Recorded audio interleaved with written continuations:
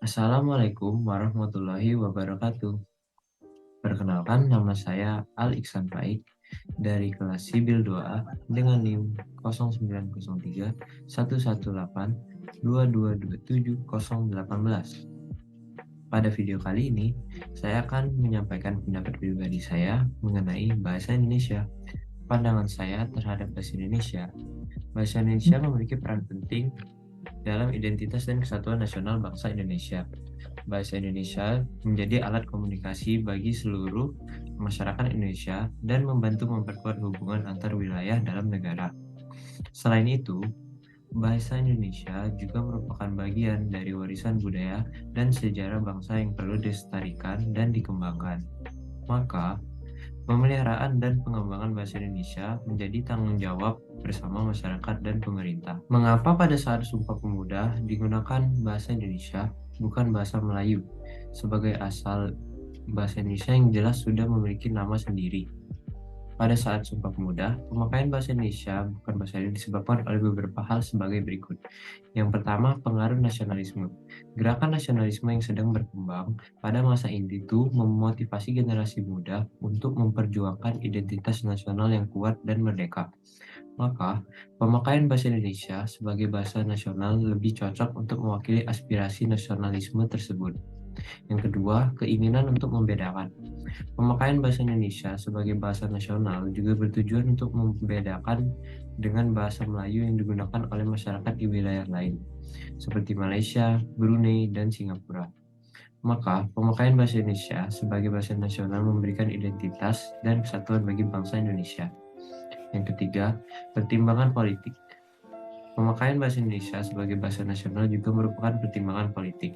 Dalam hal ini, pemakaian bahasa Indonesia sebagai bahasa nasional membantu masyarakat memperkuat posisi pemerintah dan memperkuat hubungan antar wilayah dalam negara.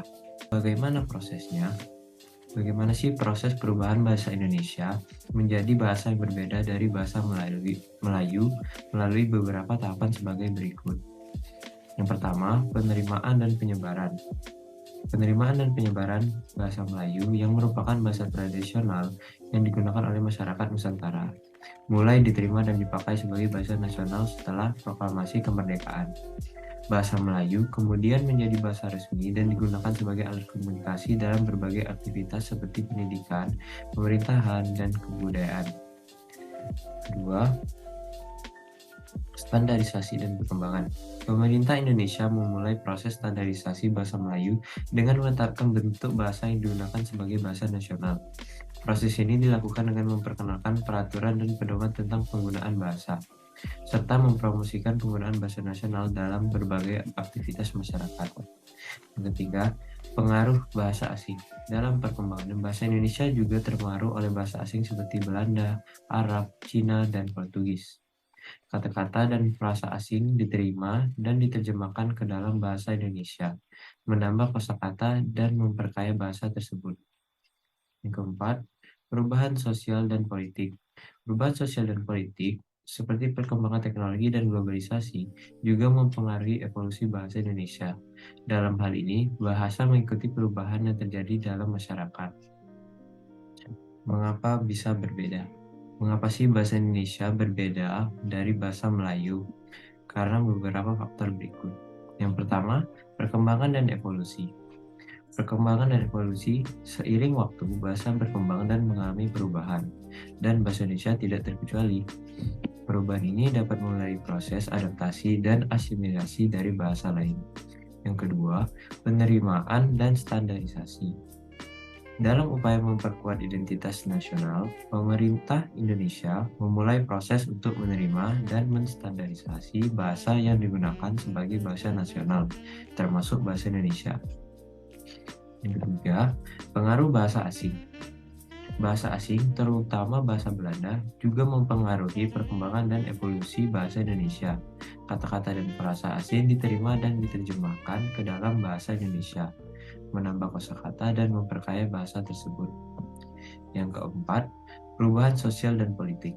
Perubahan sosial dan politik seperti perkembangan teknologi dan globalisasi juga mempengaruhi evolusi bahasa. Dalam hal ini, bahasa mengikuti perubahan yang terjadi dalam masyarakat. Perbedaan bahasa Indonesia dan Melayu dapat disimak dari video berikut ini.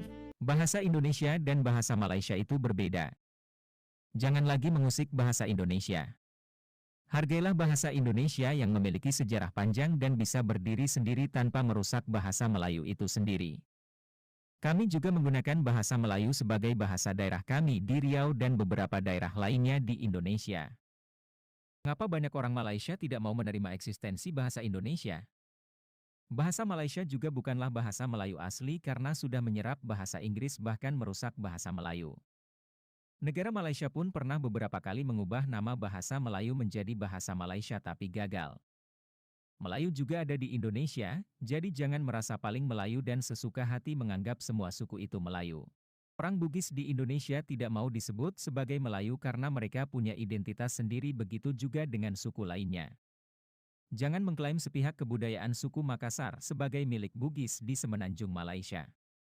Mengapa orang-orang Malaysia selalu merendahkan Indonesia? Padahal orang Bugis, Minangkabau, Jawa, Aceh, dan banyak lagi itu berasal dari kepulauan yang sekarang bernama Indonesia. Saat ini keturunan mereka di Malaysia memiliki peran penting dalam pemerintahan Malaysia. Solusi permasalahan tersebut. Solusi permasalahan untuk mengatasi masalah penyamaan bahasa Indonesia dengan bahasa Melayu, beberapa solusi yang dapat saya sampaikan yang antara lain, yang pertama, edukasi dan sosialisasi. Menyebarkan luaskan informasi tentang perbedaan bahasa Indonesia dan bahasa melalui berbagai media seperti sekolah, media massa, dan lain-lain. Yang kedua ada pengembangan kurikulum. Menyertakan pembelajaran tentang bahasa dan sejarah bahasa Indonesia dalam kurikulum pendidikan sehingga masyarakat memiliki pengetahuan yang benar tentang bahasa Indonesia. Yang ketiga, penegakan hukum. Menegakkan hukum bagi pelaku penyamaan bahasa, seperti pemakaian bahasa yang tidak sesuai dengan IYD dan undang-undang. Dan yang terakhir, pembentukan norma dan budaya. Mendorong masyarakat untuk mempergunakan bahasa Indonesia yang benar dan sesuai dengan norma dan budaya yang telah diterima secara luas. Semua solusi tersebut harus dilakukan secara bersama-sama oleh pemerintah, masyarakat, dan dunia pendidikan untuk memastikan bahwa bahasa Indonesia tetap dilestarikan dan dikembangkan dengan baik. Demikian video ini.